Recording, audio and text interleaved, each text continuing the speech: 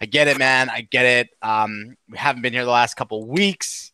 Everybody's letting us know about it. It's been no thing. I get it. We've been absent. I've had issues with drunk cooks at work. Pale has been killing the game.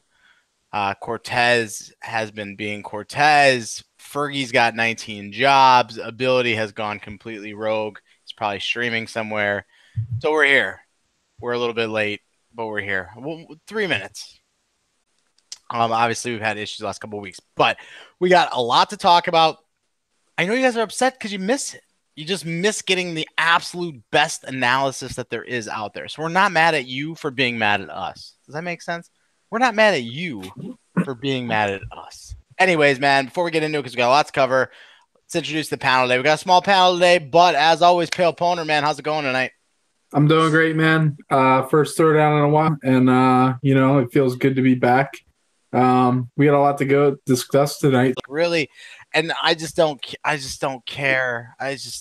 Anyways, let's get into it. We're gonna do one of two things. We're gonna break down the screen to see if others have been made, because I feel like there have been, and of course they're not on here. As you guys know, shout out to Pixel Man. We're doing the new site. There's some kinks. He's working shit out, but he's vigorously, I guess would be the word, looking to get everything fixed up.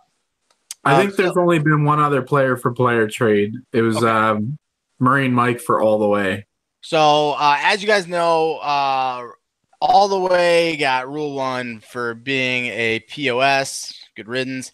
When you have like your homie tell you to fuck off, like that's bad, right? Like when your own homie, shout out to Drug Monkey, says, you know what, man, like I'm all set with you. Like that's probably bad. Anyways, so he's gone. Yambag ships Marine Mike to Drug Monkey. Drug Monkey gets or sends over the All the Way, and then Yam picks somebody off waivers, or he did not. Yeah, he picked up Knife in Your Guts. Knife in Your Guts makes it onto the Yambag roster. Another trade was made today. 19th overall pick Shea was traded to Dominator Silva for Quantum Tech. So I guess I'll send it your way, Pale. What do you think about the trade? Pretty small trade, nothing crazy. But what do you think of it?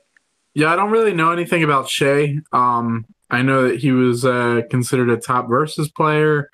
I don't really know a whole lot about the guy, so there's not a whole lot that I can comment about it on that end. I guess it wasn't can play that defensive role that you're going to want from your center. So that's my take on it. That's what I guess was there. I didn't really get to watch the series that you guys played, so I didn't see how he played specifically. So that's what I got on that one. What do you think, Aiden? Do you know anything about Shea, Quantum, the trade there? But he is a guy that I think will get there. I'm short seasons. I preach it all the time. If you don't feel something's going to work, then you got to make it pull well. He was a guy that I had on my board to begin with. So when the opportunity came up to make a trade, I'll say a more polished player. I think Quantum's a bit of a more polished player than Shea is, but both are great players. Both are going to make impacts on their new teams, and I actually think the players going to the teams and the swap are actually going into better situations for them personally. So I'm happy to have Quantum on my team, and I wish Shea the best luck. I've been doing this for some time now in his first season and pulls out 2 big wins, and it's very, very nice to see Cortez do that right off the jump. Now, what impressed me with this squad is the flexibility that Cortez has with his roster. He can do a lot of different things. He can, and he's fielding a very big roster, by the way. He's got an 8-man. He has played left wing in our series, but obviously we know Cortez can play defense. If that was fluke or if it was a thing, the slap pass is what it is. It was a pretty cool goal. And then Tomahawk and Ned, he's played the first 6 games there. Wizzy, Warren, Renton are his backups.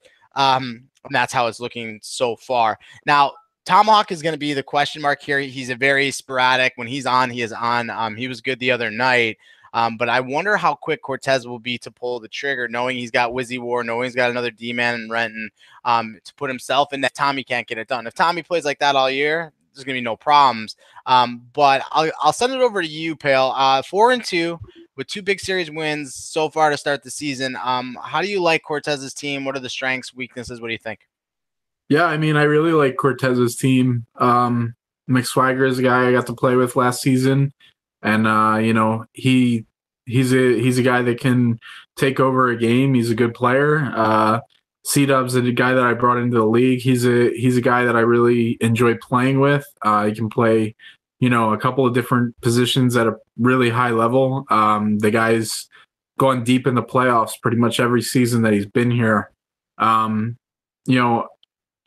fact that he's got Wizzy War on the bench, who's I consider, one of my preferred wingers to play with, that just speaks to the depth that he's got on this team. He can move around a lot of guys. He can move around himself a lot.